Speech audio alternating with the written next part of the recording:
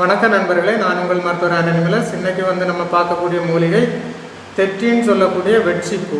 வெட்சிப்பூவை பற்றி சங்க இலக்கியங்களில் பல சான்றுகள் உள்ளன.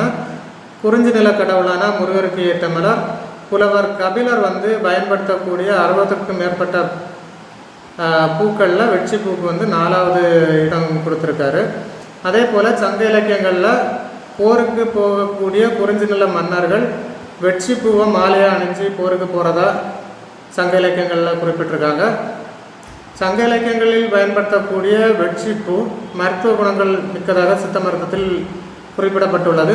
சித்த மருத்துவத்தில் வர்ம அடிகளினால் வரக்கூடிய இரத்த வாந்தி, சளி, இருமல் போன்ற பிரச்சனைகளுக்கும், வாத நோய்களான உடல் வலிகளை நீக்குவதற்கும், குழந்தைகளுக்கு வரக்கூடிய சிகப்பு போன்ற நோய்களை சரி பண்ணுவதற்கும், பெண்களுக்கு வரக்கூடிய மாதவிடாய் நோய்களை குணப்படுத்துவதற்கும் வெட்சிப்பூ பயன்படுத்தப்பட்டு வருகிறது. இன்றைக்கி பார்த்தோன்னா யூடியூப்பில் நிறைய காணொலிகள் பார்க்கும்போது வெட்சிப்பூவுக்கு பதிலாக இட்லி பூவை காமிச்சிட்டு வந்துட்டுருக்காங்க. இட்லி பூவும் வெட்சிப்பூவும் வேறு வேறு. மருத்துவத்துக்கு பயன்படுத்தக்கூடிய தெற்றிப்பூ என்று சொல்லக்கூடிய வெட்சிப்பூ இதுதான். இட்லி பூ பார்த்தா உங்களுக்கு தெரியும். இன்றைக்கி இட்லி பூவில் 11 வகையான கலர்களில் இட்லி பூ அழகுக்காக வளர்க்கப்படுகிறது.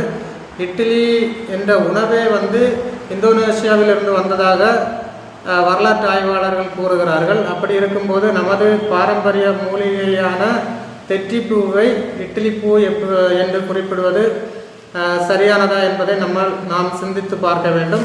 நரம்புகளில் உள்ள தெற்றுகளை குணப்படுத்துவதால் வெட்சிப்பூவுக்கு தெற்றிப்பூ என்கிற பெயரும் உண்டு. இந்த வெட்சிக்கும் தெற்றிக்கும் எப்படி வித்தியாசத்தை நம்ம பார்க்குறதுனா, இந்த பூதல் காம்பில் ஒரே ஒரு பூ வரக்கூடியது இட்லி பூ. ஒன்றுக்கு மேற்பட்ட மலர்கள் வரக்கூடிய பூதல் காம்புகளில் ஒன்றுக்கு மேற்பட்ட மலர்கள் வரக்கூடியது தெற்றிப்பூ. அதே போல் வெட்சிப்பூ தரையோடு படர்ந்து தண்டுகள் நீண்டு புதர் செடி போல் வளரக்கூடிய தன்மையுடையது. வீடியோவில் பார்த்தீங்கன்னா உங்களுக்கு தெரியும்.